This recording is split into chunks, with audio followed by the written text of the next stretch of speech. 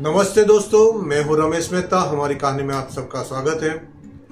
दोस्तों, हमारे भारत को बचाने के लिए बहुत राजाओं ने, रानियों ने, इसके अलावा बहुत सारे लोगों ने अपने जीवन का बलिदान दे दिया। इसमें स्त्रियों का भी, माताओं का भी बहुत हाथ रहा। उसने भी हमारे देश को बचाने के लिए बहुत मेहनत की है। रानी चेन्नम्मा और भगिनी निवेदिता की। दोस्तों, उसके पहले मेरी इस चैनल को लाइक कर लीजिए, सब्सक्राइब तो जरूर कीजिएगा। आपने सब्सक्राइब किया है, बहुत बहुत धन्यवाद। और जिसने भी सब्सक्राइब नहीं किया है वो अब भी जाके सब्सक्राइब कर दे। अपने दोस्तों के साथ, अपने परिवार के साथ भी उसको लिंक भेजकर उसको भी कहिए कि सब्सक्राइब जरूर कर ले। आपके सब्सक्राइब करने से मुझे एक साथ मिलता है और आगे जाके मैं कुछ बड़ा भी कर सकूंगा। तो तब तक के लिए चलो शुरुआत करते हैं कहानी की। रानी चेन्नम्मा 1778 से लेके 1829 तक रानी चेन्नम्मा कर्नाटक के कित्तूर में बड़ी हुई थी। कित्तूर की वो रानी थी।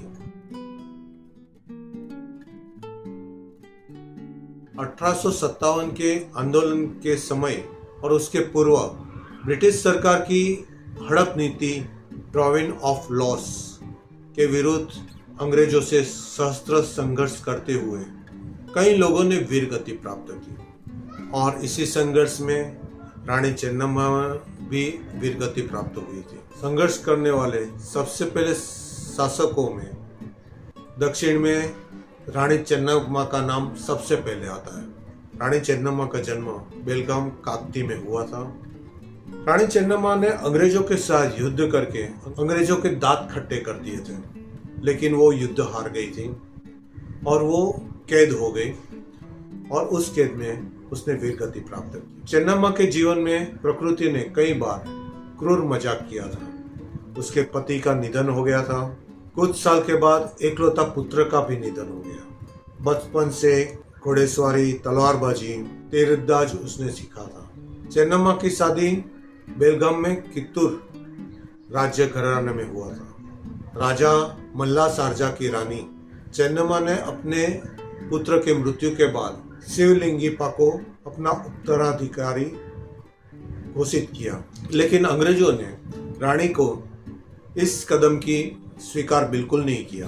चेन्नम्मा ने अंग्रेजों का आदेश स्वीकार करने से मना कर दिया। अंग्रेजों की नीति ड्राविन ऑफ लॉस के अंतर्गत दत्तक पुत्रों को राज्य करने का अधिकार नहीं है। रानी चेन्नम्मा और अंग्रेजों के बीच में भयंकर युद्ध हुआ।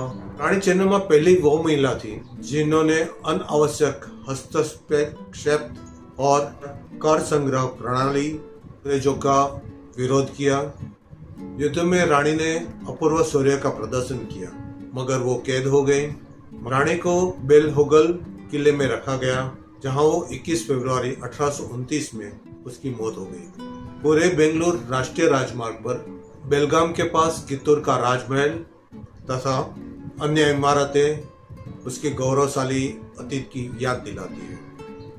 और उसके बाद आज हम बात करेंगे भगिनी निवेदिता की। भगिनी निवेदिता मूल नाम है मार्गरेट एलिजाबेथ नोबुल।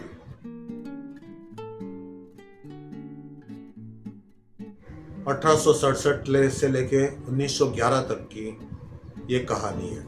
एक अंग्रेज आयरिश सामाजिक कार्यकर्ता, लेखक, शिक्षक और स्वामी विवेकानंद की शिष्या थी। भारत में जब आज विदेशियों का कुछ बात पर गर्व होता है तो सबसे पहले नाम आता है भगिनी निवेदिता का, जिन्होंने भारत की आज़ादी की लड़ाई में खुलकर साथ दिया। महिला शिक्षा क्षेत्र में उसने संपूर्ण योगदान दिया। स्वामी विवेकानंद का आकर्षक व्यक्तित्व और निरहंकारी स्वभाव और भाषण शैली से प्रभावित होकर रामकृष्ण परमहंस के इस महान शिष्य स्वामी ने विवेकानंद को अपना गुरु बना दिया और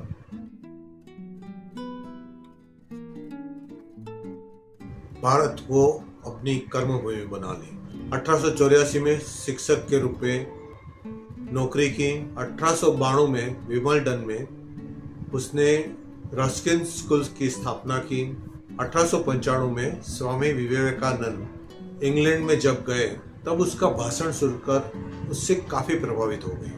28 जनवरी 1898 में वो भारत आ गए। 25 मार्च 1898 में उसने स्वामी विवेकानंद के पास दीक्षा ली। स्वामी विवेकानंद ने उसका नाम निवेदिता रखा।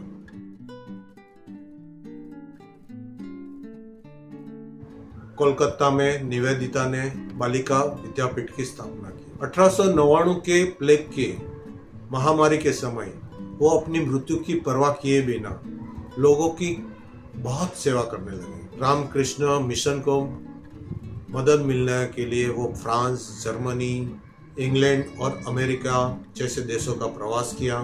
1902 में पूर्णा में चौफेर बंधु के माता के चरण स्पर्श किए और उसके चरण की धूल अपने माथा पर लगाई। 1905 में राष्ट्रीय कांग्रेस अधिवेशन में उसने हिस्सा लिया और 13 अक्टूबर 1911 में दार्जिलिंग में उसकी मृत्यु हो गई। ये है निवेदिता, जो विदेशी महिला थी मगर भारत देश के लिए उसने अपना सर्वस्व बलिदान कर दिया और अविवाहित रही। कई वीरों की कहानी और कहीं महिला शक्ति की कहानी आप लोगों के साथ हमेशा शेयर करते रहूँगा। आप मेरे इस चैनल को सब्सक्राइब नहीं किया है तो अभी कर लीजिएगा। धन्यवाद। जय श्री कृष्ण, जय श्री राम, जय हनुमान, हर हर महादेव, भारत माता की जय।